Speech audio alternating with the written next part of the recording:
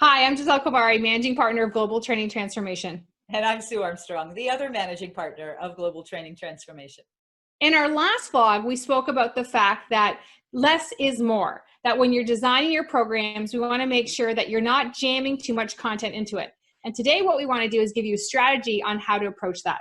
And the best design technique to achieve that is using action mapping.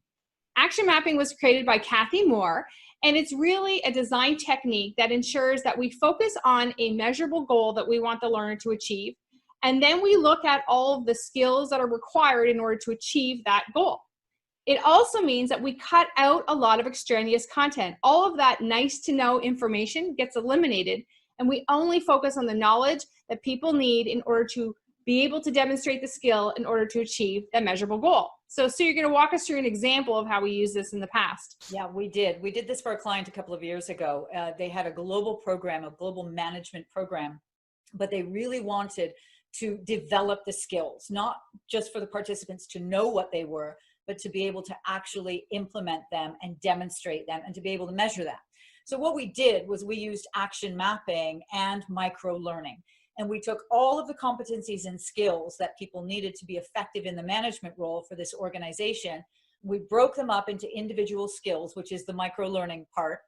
And we designed workshops that were 95% experiential. So they were 95% participants applying, making mistakes, getting feedback, doing it again and again.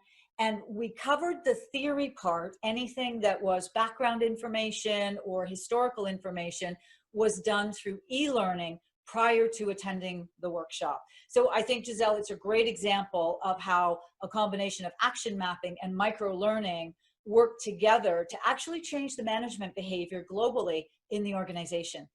That's right. And because we're looking at a measurable goal and we focused on those skills, then the client was able to track the performance towards that measurable goal. And that's the goal in action mapping, that we're really business focused and we put the business needs at the center and all the additional information. So we often want to add a lot more content in. And again, back to that notion of less is more. Let's extract it. Let's use action mapping and making sure that we can achieve those business goals for all of our clients internally or externally.